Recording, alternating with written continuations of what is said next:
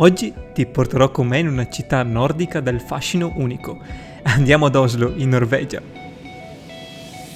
Appena smontato dall'aereo, la cosa più piacevole che ho provato è sentire un'aria fresca che profuma di resina, anche in zone ad alto traffico. Con la metro e vari mezzi è possibile girare molto facilmente. A primo impatto questa capitale ha il fascino ed una velocità molto lontana da come sono abituato a pensare un centro cittadino. Tutto sembra avere il giusto tempo. La prima cosa che volevo vedere è il teatro dell'opera. È prima mattina, fuori ci saranno 10 gradi e c'è gente che fa il bagno nel fiordo. Stupendo!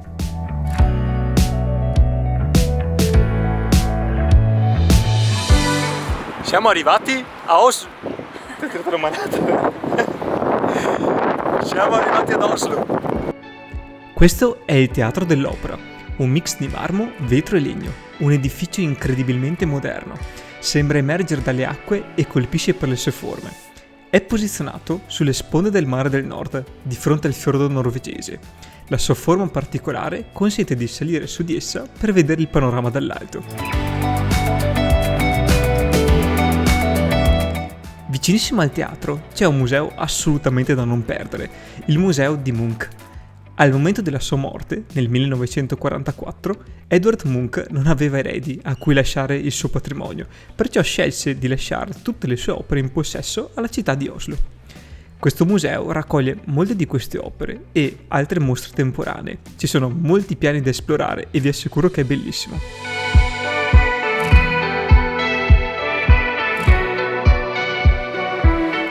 Due cose veramente interessanti. La prima, c'è una stanza in cui puoi disegnare con i cera per portarti a casa un ricordo, ricalcando opere intagliate nel tavolo.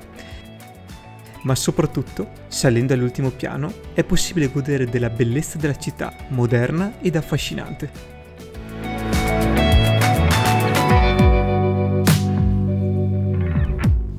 Sono ad Oslo da meno di 24 ore ed il clima di questa città già lo adoro. C'è una serenità incredibile, tutti sono tranquilli e l'ambiente è molto curato. Tra l'altro oggi è una bellissima giornata e sono tutti fuori a godersi un bel sole. È pieno di locali interessanti, va solo digerito il costo molto più alto rispetto allo standard italiano. Una birra, per capirci, costa circa tra i 10 e i 12 euro, ma poco male, significa che c'è più tempo per guardarsi attorno. Ora è giunto il momento di mangiare un panino al volo di avocado e salmone. Continua la giornata con la visita ad altri musei di arte moderna. Ce ne sono veramente tanti in città. Fortunatamente, con l'Oslo Pass è possibile visitarne molti fino a stufarsi. Noi l'abbiamo attivata per 3 giorni e dentro è incluso sia il trasporto che i musei. La vita sul fiordo è di una tranquillità incredibile. Sembra che qui non arrivino brutte notizie. Sempre vicinissimo al porto, una tappa obbligata è il Nobel Peace Center. Oslo è famosa per essere il luogo in cui vengono consegnati i premi Nobel. Questo museo ne racconta la storia e le varie persone che sono passate per questa città. Non è il solito museo, anzi, dentro ci sono installazioni interattive che ti permettono di immergerti in questi affascinanti fatti storici.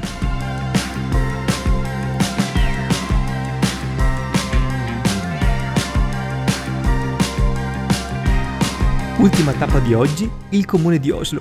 Le 2 torri rettangolari possono essere viste da diversi punti della città, il che fa dell'edificio un vero e proprio punto di riferimento. Gli interni sono sorprendenti. Le pareti della hall principale sono decorate da meravigliosi murales che rappresentano la storia e la cultura norvegese.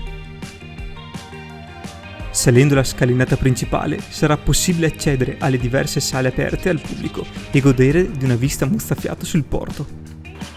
Finalmente seduti e finalmente mi riposo un pochino. Come vedete ho 2 occhiaie gigantesche sotto gli occhi, ma va bene così. Oggi è stata una giornata bella e intensa, è la prima volta che stavo ad Oslo, ma sono rimasto veramente felice, di aver visto questo posto qua.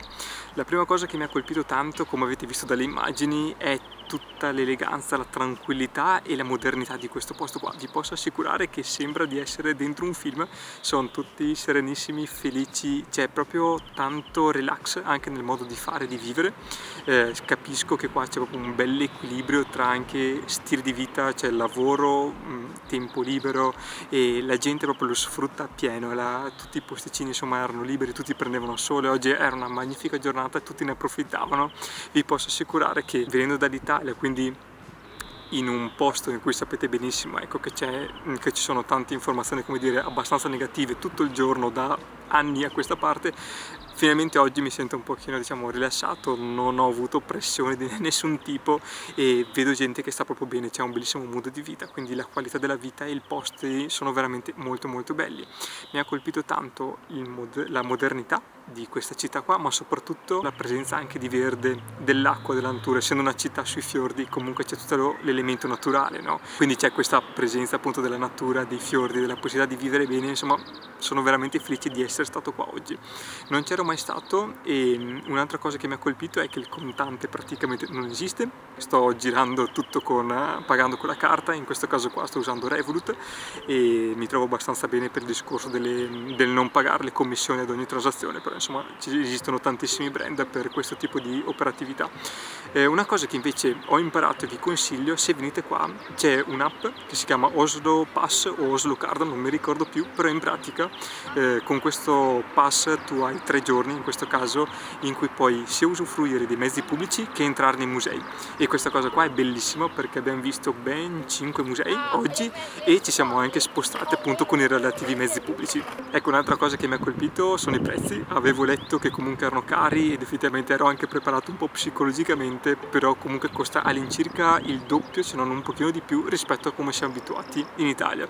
Però giustamente qua è un po' tutto equilibrato, insomma lo stipendio è quasi 3 volte di standard, come ho capito, rispetto a come siamo abituati noi, quindi per loro è un costo della vita tranquillissimo e molto abbordabile.